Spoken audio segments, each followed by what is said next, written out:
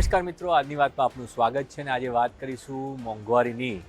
ફરી એકવાર પેટ્રોલ ડીઝલના ભાવમાં વધારો, 4 દિવસમાં 4 રૂપિયાનો વધારો થયા બાદ હજુ પણ આશંકા સેવાઈ રહી છે કે વધુ ભાવ વધારો થશે. કેટલો ભાવ વધારો થશે અને ક્યારે થશે એ કોઈને ખબર નથી. પણ જે સૂત્રોની વાત માનીએ તો જે પ્રમાણે સરકારે દાવો કર્યો હતો કે પેટ્રોલ અને ડીઝલ ઉપર ઓઇલ કંપનીઓ જે મોટું નુકસાન થઈ રહ્યું છે એ નુકસાનની ભરપાઈ કરવા માટે ભાવ વધારો અનિવાર્ય છે. જ્યારે ભાવ વધારો થવાનો હતો ત્યારે આશંકા સેવાઈ હતી કે પેટ્રોલની અંદર 7 થી 10 રૂપિયા અને ડીઝલમાં 12 થી 15 રૂપિયાની જે ખોટ પડી રહી છે તે સંજોગોની અંદર જે ભાવ વધારો હશે 10 રૂપિયાથી વધુનો હશે. પણ સરકારે તે વખતે ફક્ત 3 રૂપિયાનો ભાવ વધારો કર્યો હતો અને આજે ફરી એકવાર એ ભાવ વધારો થયો છે.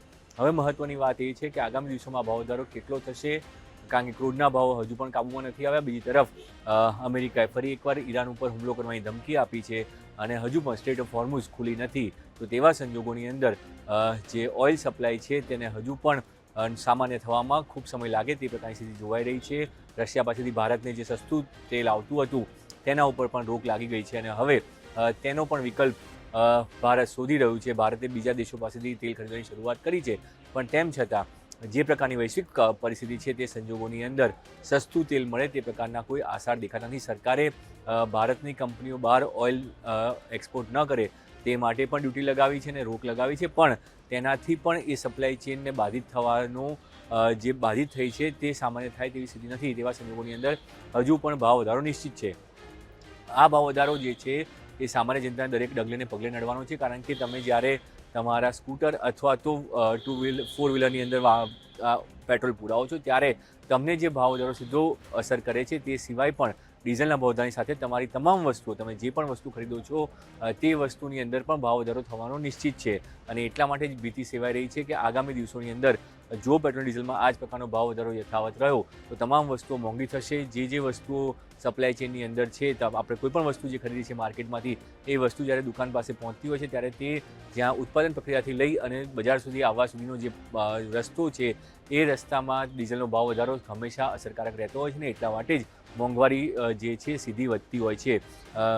આપણે જે ગયા મહિનાના આંકડા આવ્યા તેની અંદર મોંઘવારી જે છે, રિટેલ મોંઘવારી હોય કે જથ્થાબંધ મોંઘવારી હોય, બંનેના આંકડા જે છે 16 મહિનાની ટોચના આવ્યા છે. તે સાફ દર્શાવે છે કે ઈરાન અમેરિકા વોર અથવા તો ઈરાન ઇઝરાયલ વોરની સીધી અસર તમામ લોકો પર થઈ રહી છે. બજારના ભાવ જેવી રીતના વધી રહ્યા છે તે નુકસાન થઈ રહ્યું છે અને એટલા માટે મોંઘવારી સતત વધી રહી છે. ભાવ વધવાના કારણે સામાન્ય નાગરિકને ઝટકો વળી રહ્યો છે. સરકારે ભલે કહ્યું હોય કે ઈંધણ બચાવો, પણ સામાન્ય નાગરિક માટે ઈંધણ બચાવવું મુશ્કેલ એટલા માટે છે કારણ કે જ્યારે તમારે તમારી ઓફિસ જવાનું હોય તો અત્યારે એવો કોઈ રસ્તો નથી કે જે તમે સીધો પબ્લિક ટ્રાન્સપોર્ટનો ઉપયોગ કરીને તમારી ઓફિસે જઈ શકો. સમયસર પહોંચવા માટે તમારે પોતાના વાહનથી જવું જરૂરી હોય છે ને એટલા માટે લોકો પોતાનું વાહન વાપરતા હોય છે. હા, એક રસ્તો એ છે કે જે લોકો 4 વ્હીલર વાપરે છે તેઓ 2 વ્હીલર વાપરે તો તે સમસ્યા થોડી ઘણી અંશે ઘટી શકે છે. પણ તેવા સંજોગોની અંદર તેવું કેટલા લોકો કરશે, કારણ કે જેને પોસાય છે, જે ગાડીવાળા છે જેને પોસાય છે તે લોકો 4 વ્હીલર લઈને નીકળવાના છે. તેવા સંજોગોની અંદર જે સરકારે ભલે કહ્યું હોય કે ઈંધણનો બચાવ કરો અથવા તો ઈંધણનો ઉપયોગ ઓછો થાય તે પ્રકારના રસ્તાઓ વાપરો, કાર પુલિંગ કરો, પણ હજુ આપણે ત્યાં એ સિસ્ટમ વિકસી નથી. લોકોની પણ માનસિકતા જે છે તે જાતે કાર શેરિંગ કરવાની નથી. તેવા સંજોગોની અંદર આ વિકલ્પો કેવી રીતે સફળ થશે તે એક મોટો સવાલ છે. સરકારે ભલે પોતાના તરફથી પ્રયાસો કર્યા હોય, સરકારે જાહેરાત કરી દીધી હોય કે મંત્રીઓ પોતાનો કાફલો ઘટાડી દીધો, વર્ચ્યુઅલ મિટિંગો કરવાની ચાલુ કરી દીધી કે સરકારની પ્રોગ્રામો ઉપર અત્યારે રોક લગાવી દીધી, પણ આ કેટલા દિવસ ચાલશે, અને આ વસ્તુઓથી કેટલી ફરક પડશે, જમીની હકીકત કેટલી બદલાશે તે સૌથી મોટો એક સવાલ છે. અને તેવા સંજોગોની અંદર મોંઘવારીનો વધુ એક માર જનતા ઉપર પડે તે પણ નિશ્ચિત છે. જનતા ગમે એટલા પ્રયાસો છતાં જનતાની મુશ્કેલી જે છે એ ઓછી નથી થવાની. જનતાની મુશ્કેલીમાં તો સતત વધારો જ થવાનો છે. અને હજુ પણ જે સૂત્રોનો દાવો છે કે ઓઇલ કંપનીઓ કહી રહી છે કે ભાવમાં વધારો થવો નિશ્ચિત છે. હજુ તો 4 રૂપિયા વધ્યા છે, આ વધારો 10 થી 15 રૂપિયા સુધી થઈ શકે છે. જો ક્રૂડના ભાવ આ રીતે વધતા રહ્યા તો આ ભાવ વધારાના અસરો જે છે આગામી દિવસોમાં વધુ ભાવ વધારો પેટ્રોલ ડીઝલમાં સુનિશ્ચિત માનવામાં આવી રહ્યો છે. મિનિમમ 10 રૂપિયા જેટલો વધારો થાય ત્યારે જ કંપનીઓને જે ખોટ થતી હતી તે સરભર થવાની સ્થિતિમાં કંપનીઓ પહોંચી શકે એવી છે. જ્યાં સુધી ક્રૂડનો ભાવ નીચે નહીં આવે ત્યાં સુધી આ ભાવ વધારો સતત થતો રહેશે. એટલે હવે સરકારે 4 દિવસમાં 4 રૂપિયા વધાર્યા, ત્યારબાદ સરકારે કોઈ અલગ મિકેનિઝમ વાપરી અને આ પ્રમાણે 80 પૈસા કરીને ભાવ વધારો કરે છે કે પછી એક સાથે ભાવ વધારો થાય છે તે જોવાનું રહેશે. 2-3 દિવસના ગાળામાં શું સરકાર આ પ્રકારનો ભાવ વધારો કરશે કે પછી એક સાથે કોઈ ભાવ વધારો આપે છે અને ત્યારબાદ જો જનતાનો વિરોધ થાય તો તેમાં ઘટાડો થાય તેવી પણ એક સૂત્રોએ આશંકા વ્યક્ત કરી હતી કે સરકાર એક સમય એવું જોખમ લેવા તૈયાર છે કે એક વખત 15 રૂપિયાનો ભાવ વધારો કરે અને જો કોઈ વિરોધ થાય તો પછી તેમાંથી 5 રૂપિયા ઘટાડી અને 10 રૂપિયા ઉપર એ વધારો સ્ટેબલ કરવામાં આવે, આવી પણ એક કયાસ લગાવવામાં આવી રહ્યો છે. પણ સૌ કોઈ આ તમામ કયાસોનો અર્થ એ નીકળી રહ્યો છે કે 10 રૂપિયા સુધી ભાવ વધારો થવો સુનિશ્ચિત માનવામાં આવી રહ્યું છે. કોઈ પણ માર્કેટ એક્સપર્ટ હોય, પેટ્રોલિયમ એક્સપર્ટ હોય, તમામ લોકો કહી રહ્યા છે કે જે પ્રકારની વૈશ્વિક પરિસ્થિતિ છે તે પરિસ્થિતિમાં સરકાર ગમે એટલો કંટ્રોલ કરે, સરકાર ગમે એટલો દબાવવાનો પ્રયાસ કરે, સરકારે ભાવ વધારો કર્યા વગર છૂટકો નથી.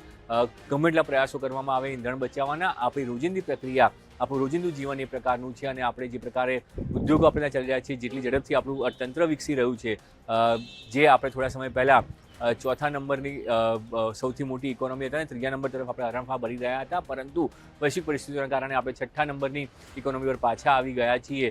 કારણ કે ડોલરની સામે રૂપિયાનું અવમૂલ્યન થયું અને જે વૈશ્વિક પરિસ્થિતિઓ થઈ તેની અંદર આપણા ગ્રોથને પણ જે પ્રકારે રોક લાગી તેના કારણે આ બધા નુકસાનો સહન કરવા પડ્યા છે. તો હવે જો પેટ્રોલ ડીઝલનો ભાવ હજુ પણ વધશે તો તેની કેટલી મોટી અસર સામાન્ય જનતા ઉપર આવશે, મોંઘવારી કેટલી વધશે અને તેના કારણે સામાન્ય જનતાની પીડા કેટલી વધશે તેનો કયાસ કાઢવો ખૂબ જ મુશ્કેલ છે.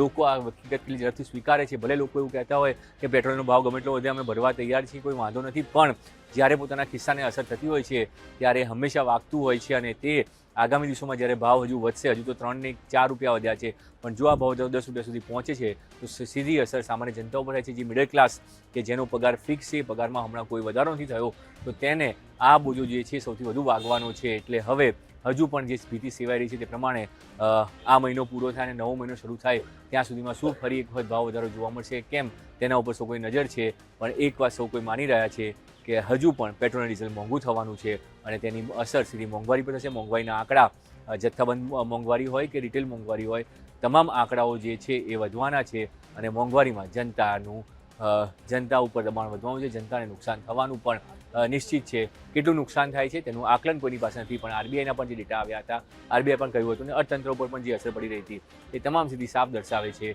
કે આગામી દિવસોમાં પેટ્રોલ ડીઝલના ભાવની સાથે મોંઘવારી ભાવમાં સતત વધારો થવાનો છે. અત્યારે તો આજની વાતમાં બસ આટલું જ.